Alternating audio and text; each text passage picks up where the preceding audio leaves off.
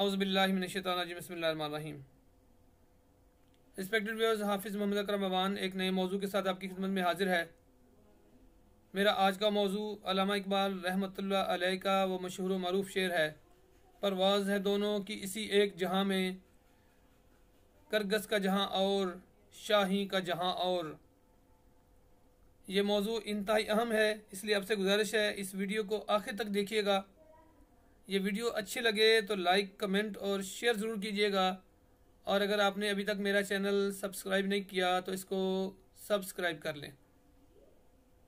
आज हम देखेंगे इन दोनों परिंदों की मुमासलत क्या है, कहाँ दोनों आपस में एक जैसे हैं, इन दोनों के अंदर फ़र्क कहाँ पैदा होता है, और इनमें से किसकी खूबियाँ हम इख्तियार कर लें तो हम एक कामयाब इंसान बन सकते हैं। तो हम देखते हैं बकौल इकबाल रहमतुल्लाह अलैह, दोनों जो परिंदे हैं दोनों की साख्त एक जैसी है कि दोनों परिंदे हैं, परिंदों की दुनिया से ताल्लुक़ रखते हैं। दोनों का काम फ़ज़ा में उड़ना है, बुलंदी पे उड़ते हैं। दोनों अपनी रिज़्क़ की तलाश में ज़मीन की तरफ देखते हैं। दोनों में फ़र्क कहाँ पे पैदा होता है? शाहीन हमेशा अपना शिकार जिंदा चीज़ों में देखता है और वो जस्तजू करने का आदी है कि परिंदों की दुनिया का दरवेश हूँ मैं, कि शाही बनाता नहीं आशियाना, झपटना पलटना पलट कर झपटना, लहू गर्म रखने का है एक बहाना।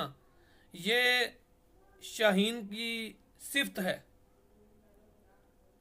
उसका मुकाम और मर्तबा बुलंद इसलिए है कि वह शिकार की तरफ लपकता है, लेकिन ज़िंदा शिकार की तरफ।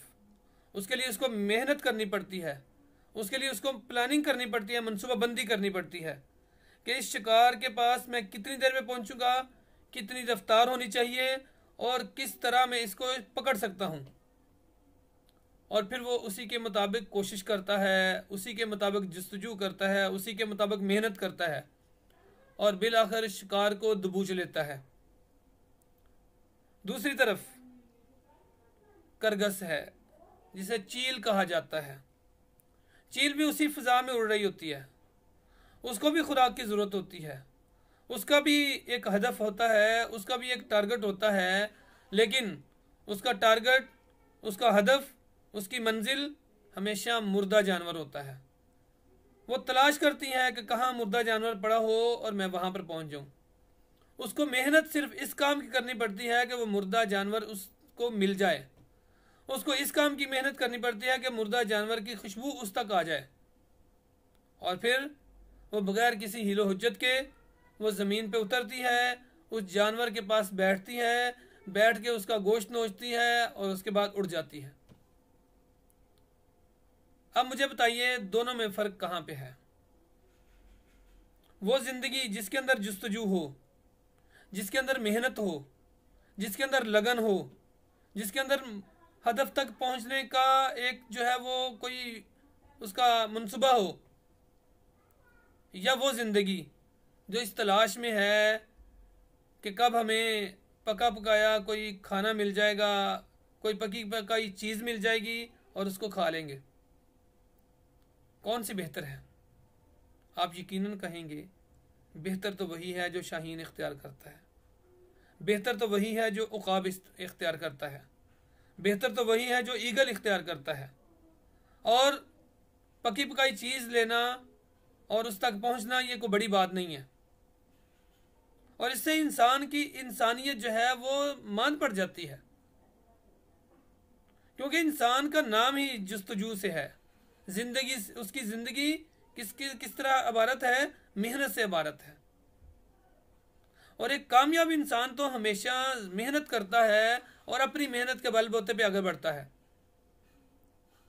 और वो इंसान जो अपनी मेहनत के बलबूते पे आगे बढ़ता है वो हमेशा दुनिया में कामयाब करार पाता है, और उसकी कामयाबी ज़्यादा देर रहती है उसके बजाय वो फ़र्द जो किसी के सहारे पे, बिसाखियों पे कामयाबी के जीने पर पहुंचता है, उसकी कामयाबी देर पा नहीं होती। उसकी कामयाबी आर्जी होती है, वो जल्द ही उसकी कामयाबी का भांडा फूट जाता है और बीच चौराहे वो जलीलो ख्वार हो जाता है। इसलिए हमारे पास हमारे सामने जो रास्ता है वो तो शाहीन का रास्ता है।